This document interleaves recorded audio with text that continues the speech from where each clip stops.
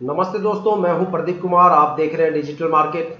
Video शुरू करने से पहले बता दूं, ये वीडियो एक एजुकेशनल पर्पज़ के लिए है। अगर आप स्टॉक मार्केट में कोई भी फाइनेंशियल इन्वेस्टमेंट करते हो तो अपने फाइनेंशियल एडवाइजर से सलाह जरूर लें या फिर अपनी सोच समझ के साथ इन्वेस्टमेंट करें। अगर आपको स्टॉक मार्केट में कोई भी फाइनेंशियल लॉस होता है तो उसके लिए ये वीडियो रिस्पॉन्सिबल नहीं रहेगी। तो चलो दोस्तों, वीडियो शुरू करते हैं। देखो, आज हम बात करने वाले हैं विप्रो लिमिटेड स्टॉक के बारे में। विप्रो के स्टॉक के बारे में, विप्रो के नाम से ये स्टॉक एनएससी और बीएससी दोनों में लिस्टेड है। अगर इसके करंटली शेयर प्राइस की बात करें तो 538 रुपए 20 पैसे इसका करंट शेयर प्राइस चल रहा है। साथ में अगर इसकी फ्राइडे की परफॉर्मेंस की बात करें तो यहाँ पे एक आपको अच्छा खासा पॉजिटिव मोमेंटम देखने को मिला। और पॉजिटिव मोमेंटम इतना कि ये बिल्कुल अपर सर्किट की तरफ जाने वाला था, लेकिन यहाँ पे अचानक एक बड़ा सोल्ड आउट हुआ। इन्वेस्टर्स को लगा कि शायद ये एक एग्जिट पॉइंट है। जो इतने महीने से मतलब जो स्टॉक की जो परफॉर्मेंस थी वो बिल्कुल स्टक हो रखी थी। यहाँ पे जो परफॉर्मेंस थी वो ना के बराबर थी। तो इन्वेस्टर्स को लगा कि यहाँ पे एक एग्जिट पॉइंट है, यहाँ से जितने जल्दी निकला जाए निकलना सही है। तो सेल्स प्रेशर की वजह से यहाँ पे ज्यादा पॉजिटिव मोमेंटम आपको देखने को नहीं मिला। लेकिन अगर स्टॉक की बात करें 5 डेज की तो यहाँ पे एक 14 रुपए 60 पैसे की जबरदस्त गिरावट देखने को मिलती है। और अगर इसके 1 मंथ के चार्ट की बात करें तो यहाँ पे भी कोई खास पॉजिटिव मोमेंटम देखने को नहीं मिल रहा। और अगर इस स्टॉक के 6 महीने की बात करें तो यहाँ पे सिर्फ 37 रुपए के आसपास का पॉजिटिव मोमेंटम है। मतलब जिस प्राइस रेंज के अंदर ये स्टॉक मूवमेंट कर रहा है, 538 रुपए का ये स्टॉक है और 538 रुपए के स्टॉक प्राइस के हिसाब से 37 रुपए की परफॉर्मेंस, वो भी 6 महीने में, कोई ज्यादा चीज नहीं है, ज्यादा बड़ी चीज नहीं है, ज्यादा परफॉर्मेंस नहीं है। ठीक है, इस परफॉर्मेंस के पीछे का क्या रीजन है? एक्चुअली ऐसा लग रहा है कि जैसे स्टॉक किसी प्राइस रेंज के बीच में फंसा हुआ है। यहाँ पे जो इसकी परफॉर्मेंस है वो पूरी तरह से स्टक हो चुकी। देखो, इसके पीछे 3 सबसे बड़े मेजर फैक्टर हैं। उन तीनों फैक्टर्स पे हम बारीकी से बात करेंगे, लेकिन उससे पहले मैं आपको 2 सबसे बड़ी पॉजिटिव और खुशखबरी आपको बताना चाहूंगा। सबसे पहली पॉजिटिव न्यूज, इस स्टॉक में आपको अगले हफ्ते से या मंडे से एक जबरदस्त लेवल का पॉजिटिव मोमेंटम देखने को मिलेगा और अपर सर्किट भी देखने को मिलेगा। ठीक है, ये स्टॉक अगले हफ्ते पूरी तरह से अपने अपर सर्किट की तरफ मूवमेंट करने वाला है और जो यहाँ पे टारगेट बनने वाला है वो 730 रुपए के आसपास का होने वाला है, जिसको ये 10 अक्टूबर से पहले पहले अचीव करेगा। ठीक है, और अब दूसरी सबसे बड़ी अपडेट, इंडियन स्टॉक मार्केट में फ्राइडे को एक जबरदस्त पॉजिटिव मोमेंटम देखने को मिला, एक जबरदस्त उछाल देखने को मिला। यह उछाल सिर्फ इंडियन स्टॉक मार्केट में ही नहीं था, एशियन स्टॉक मार्केट के जो बड़े बड़े दिग्गज स्टॉक एक्सचेंज है सभी के अंदर एक जबरदस्त ताबड़तोड़ यहाँ पे जबरदस्त उछाल देखने को मिला। साथ में यूरोप के मार्केट में भी एक ताबड़तोड़ उछाल देखने को मिला। ठीक है, अगर इंडियन स्टॉक मार्केट में सेंसेक्स की बात करें तो सेंसेक्स ने 1350 पॉइंट के पॉजिटिव मोमेंटम के साथ मार्केट में क्लोजिंग दी और सेंसेक्स ने इंडियन स्टॉक मार्केट में कीर्तिमान रिकॉर्ड बना दिया। अपनी लाइफ टाइम की सबसे हायर वैल्यू 84,696 को टच करके एक कीर्तिमान रिकॉर्ड बना दिया। अब तक की उसकी पूरी लाइफ टाइम का सबसे हायर वैल्यू है जो सेंसेक्स ने फ्राइडे को टच किया है। सेंसेक्स ने अपने पुराने सारे रिकॉर्ड्स तोड़ दिए। आप इंडियन स्टॉक मार्केट में पिछले 10 या 15 साल की कोई भी हिस्ट्री उठा के देख लो, जब जब इंडियन स्टॉक मार्केट में सेंसेक्स ने अपना कोई भी नया रिकॉर्ड बनाया है और पुराने रिकॉर्ड को तोड़ा है तो इंडियन स्टॉक मार्केट में कम से कम 80-90% स्टॉक्स के अंदर अपर सर्किट देखने को मिला है। ठीक है, और अगले हफ्ते से भी आपको इंडियन स्टॉक मार्केट में कम से कम 80-90% स्टॉक्स के अंदर अपर सर्किट देखने को मिलेगा या फिर एक जबरदस्त पॉजिटिव मोमेंटम आपको देखने को मिलेगा। ठीक है, देखो, ये सबसे बड़े मेजर फैक्टर थे। अब मैं बात करने वाला हूं उन 3 फैक्टर्स के बारे में जिसकी वजह से विप्रो का जो स्टॉक है वो एक प्राइस रेंज के बीच में स्टक कर रहा है। एक प्राइस रेंज के बीच में स्ट्रगल कर रहा है कि मतलब जो जिस प्राइस का ये स्टॉक है उस प्राइस रेंज के हिसाब से जो यहाँ पे परफॉर्मेंस होनी चाहिए वो परफॉर्मेंस आखिर 3-4 महीने से क्यों नहीं हो रही। तो उसके पीछे के जो सबसे बड़े 3 फैक्टर्स हैं उनके बारे में बात करते हैं।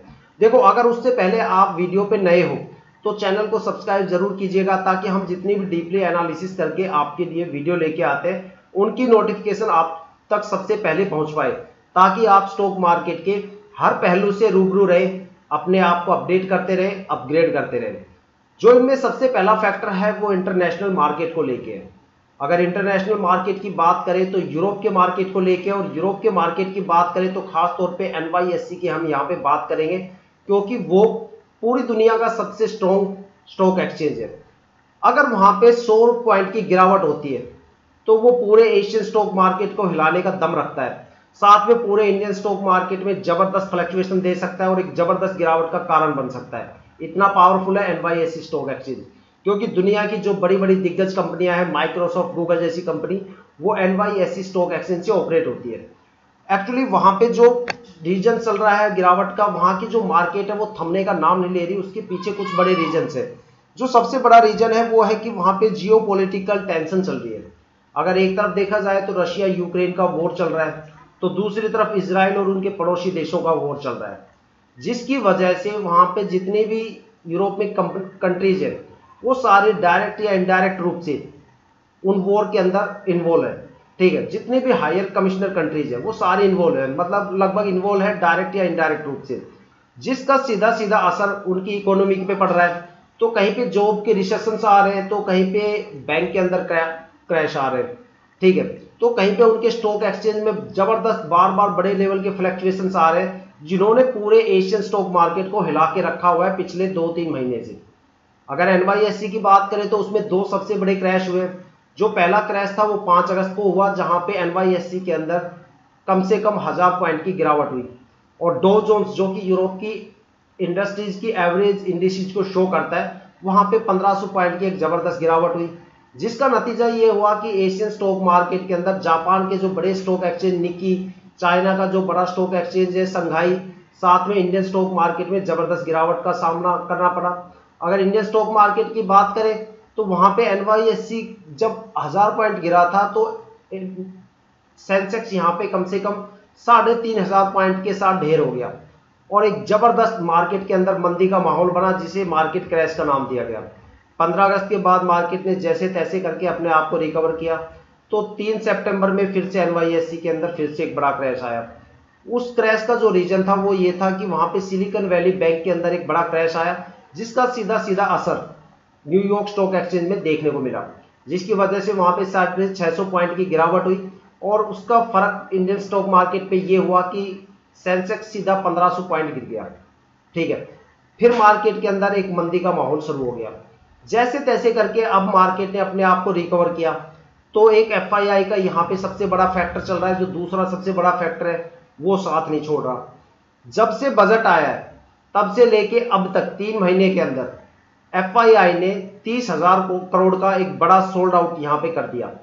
मार्केट के अंदर जो फ्लक्चुएशन चल रही थी, वोलेटिलिटी चल रही थी, जो लिक्विडिटी के इशू चल रहे थे, उनको देखते हुए, साथ में जो वर्ल्ड लेवल पे जियोपॉलिटिकल टेंशन चल रही है उसको लेके FII ने यहाँ पे 30,000 करोड़ का बड़ा सोल्ड आउट कर दिया। अब इतना बड़ा सोल्ड आउट होने की वजह से इंडियन स्टॉक मार्केट के अंदर जो FII की होल्डिंग थी उसके ऊपर एक फर्क पड़ा, जिसकी वजह से बार बार मार्केट फिर से फ्लक्चुएट होना शुरू हो गया। सितंबर में 2 FII ने सबसे बड़ी बिकवाली की है, ठीक, और वो भी एक बड़े लॉस के साथ की है। और अगर बात करें पिछले हफ्ते की गिरावट की, तो पिछले हफ्ते भी FII ने एक बड़े लेवल पे बिकवाली की है। सितंबर में 2 सबसे बड़ी बिकवाली की है। लेकिन अगर फ्राइडे की बात करें तो फ्राइडे को इंडियन स्टॉक मार्केट में जबरदस्त उछाल आया, DII ने उस कमी को पूरा कर दिया और एक बड़े स्केल के ऊपर बाय किया। ठीक है, अब चलो पहला और दूसरा फैक्टर क्लियर हो गया। अब जो तीसरा मेजर फैक्टर है वो है इंडियन स्टॉक मार्केट का अपना खुद का फैक्टर। इंडियन स्टॉक मार्केट में लीप ईयर सबसे ज्यादा खास होता है, क्योंकि लीप ईयर के अंदर लिक्विडिटी को कंट्रोल किया जाता है। ठीक है, अब जो दुनिया के अलग अलग स्टॉक एक्सचेंज है उनका देखो अलग अलग टाइम पीरियड होता है अपने अपनी लिक्विडिटी को कंट्रोल करने का, लेकिन इंडियन स्टॉक मार्केट में लीप ईयर में ही किया जाता है। जिस स्टॉक के अंदर सबसे ज्यादा लिक्विडिटी होती है, या तो उनमें गिरावट होनी शुरू हो जाती है, अगर उसके फंडामेंटल मजबूत है तो वो गिरावट को रोक लेते हैं, लेकिन वहां पे फिर परफॉर्मेंस जीरो हो जाती है। ठीक है, और जिन स्टॉक्स में लिक्विडिटी कम होती है वो वहां से पॉजिटिव मोमेंटम के साथ मार्केट से निकल जाते हैं। यही वजह है कि जो केमिकल सेक्टर है, फार्मा सेक्टर है, IT कंपनी के सेक्टर्स हैं जैसे स्टील वगैरह के सेक्टर्स हैं, और रेलवे के सेक्टर है, वो पिछले 3 साल से अच्छा खासा परफॉर्मेंस देते आए थे मार्केट में, और अब वो लिक्विडिटी के शिकार हो रहे हैं। और कुछ स्टॉक ऐसे हैं जो आज बूमिंग में खड़े हैं, आप चेक कर सकते हो, उनके अंदर लिक्विडिटी बिल्कुल भी नहीं है। जैसे कि फर्टिलाइजर्स के स्टॉक हो गए, ज्वेलरी के हो गए, फूड्स के हो गए, शुगर के हो गए, सिरामिक्स के हो गए, टेक्सटाइल के हो गए। तो इन तरह के स्टॉक्स आज मूवमेंट में है, क्योंकि इनके अंदर लिक्विडिटी ना के बराबर है और ये जबरदस्त स्पीड से दौड़ रहे हैं। तो ये 3 सबसे बड़े मेजर फैक्टर थे। वीडियो का